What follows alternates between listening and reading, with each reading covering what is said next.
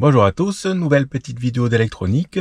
Aujourd'hui on va parler un petit peu de servomoteur, mais pas de servomoteur comme ceux-là que je vous ai déjà présenté dans d'autres vidéos, qui sont des servos de positionnement, donc avec une largeur d'impulsion entre 1 et 2 millisecondes, en fait on fait tourner l'arbre, qui a servi à ce signal-là, ou avec les versions en rotation continue qui font que l'arbre tourne en continu d'un sens ou dans l'autre en fonction de la largeur d'impulsion. Je vais partir sur quelque chose d'un peu plus gros, qui est contenu là-dedans. Donc j'ouvre ça et je vous montre.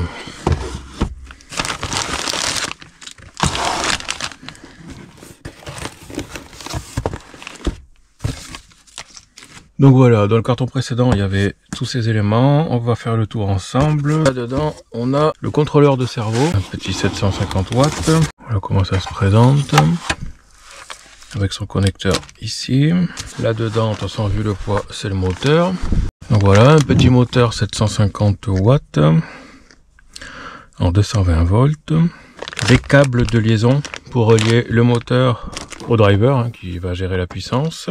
Un autre câble avec ici les connecteurs pour venir se brancher sur le driver pour pouvoir envoyer les impulsions dont il a besoin. Alors le moteur en lui-même, c'est a priori un servo AC, donc alternatif, avec ici couple, tension, intensité et puissance.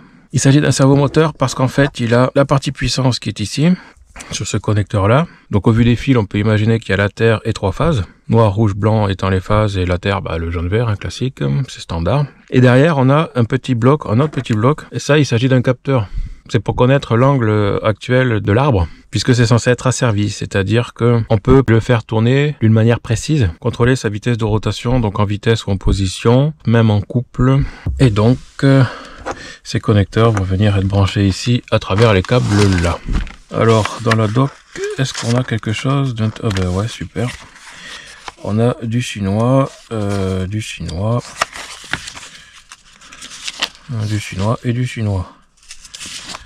Donc comme ça, c'est réglé. Ici on a du plus ou moins 10 volts, donc ça c'est possible que ce soit le contrôle en vitesse qui est analogique, mais pas seulement. Ça c'est les réglages possibles à mon avis, et c'est par défaut. Je vous avais déjà montré d'autres drivers pour les moteurs triphasés, tout ça.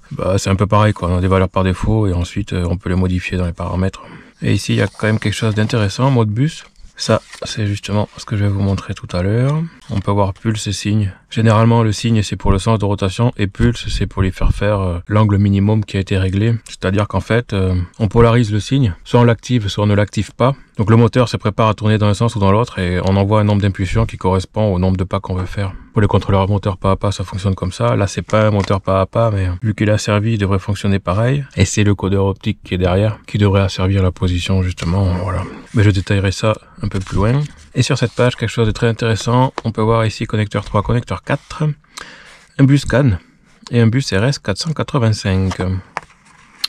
Et ces connecteurs, ils sont ici. Donc ils sont pas estampillés sur le boîtier, mais normalement c'est indiqué sur internet. Donc c'est ce que je voulais, pouvoir piloter un moteur avec une liaison série 485. Il y a même des petits paramètres qu'on peut régler là directement. Donc a priori on peut peut-être même régler l'adresse 485 là-dessus. Donc voilà, le driver, il va jusqu'à 750 watts. Le moteur c'est un 750 watts, donc on va le brancher dessus par les câbles qui sont fournis là.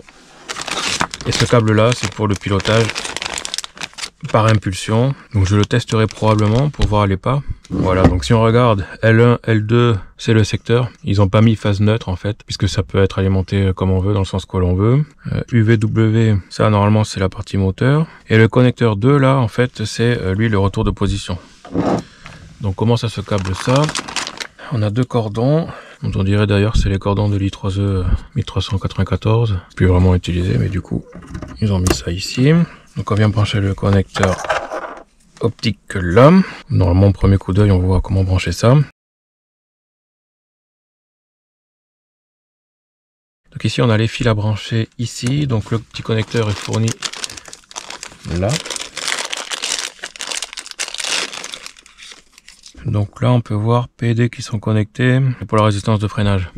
Et on peut mettre une résistance externe de freinage. Alors ce connecteur, je pensais qu'il fallait pousser à partir de là, mais en fait, ça c'est peut-être pour passer une pointe de touche pour vérifier le contact, je sais pas. Hop, appuyez là.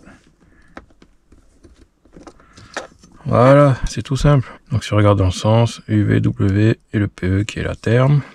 NC c'est bizarre parce que si on a la terre ici, il faut forcément emmener la terre quelque part sur le connecteur, quoi.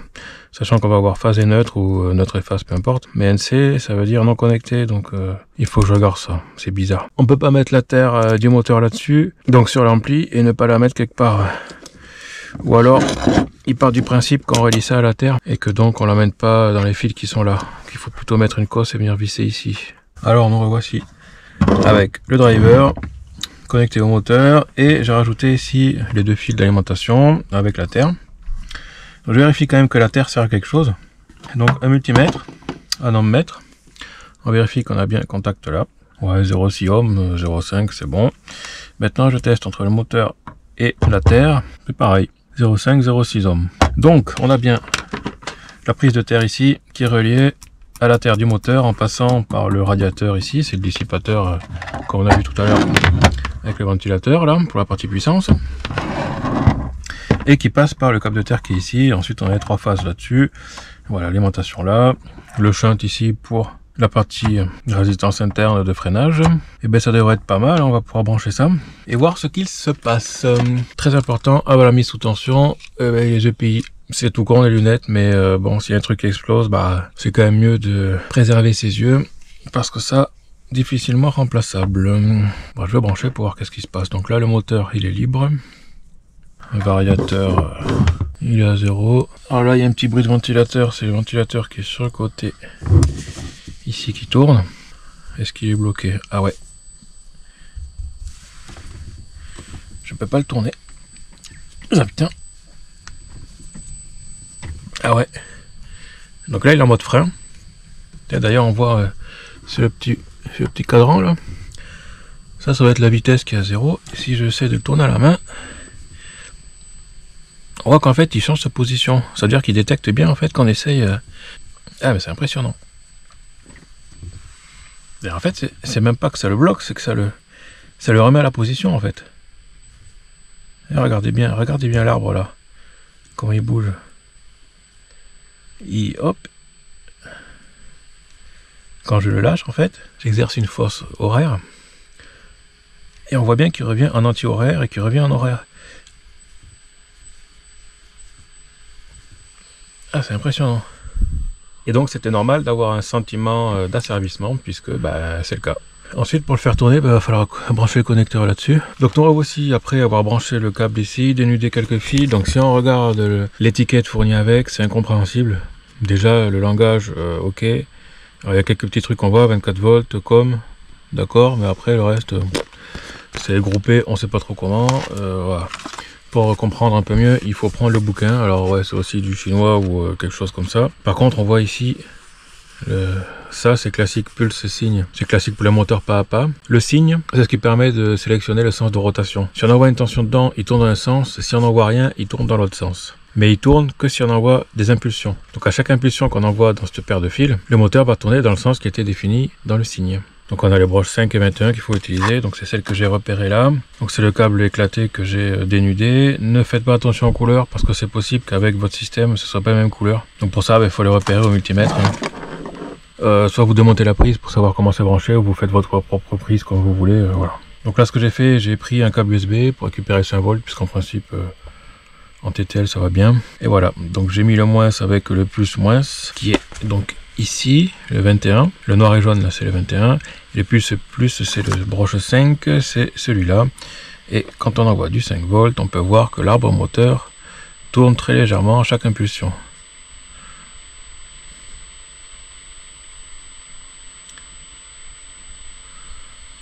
Et là en fait, si je monte en vitesse d'impulsion, il tourne plus vite. Donc là le système est out of the box, c'est-à-dire que je l'ai déballé, j'ai branché comme ça tout à l'arrache et j'ai fait aucune configuration, voilà, je suis pas allé dans le menu, donc je sais pas dans quel mode il a plusieurs modes de fonctionnement. Donc je vais m'arrêter là pour cette première partie, je referai d'autres vidéos sur ce petit joujou, je vais coder un petit truc pour utiliser l'interface RS485 là, regarder un peu les paramètres et essayer de jouer avec tranquillement, mais ça ce sera pour une prochaine fois. Voilà pour cette petite vidéo, voilà, plus.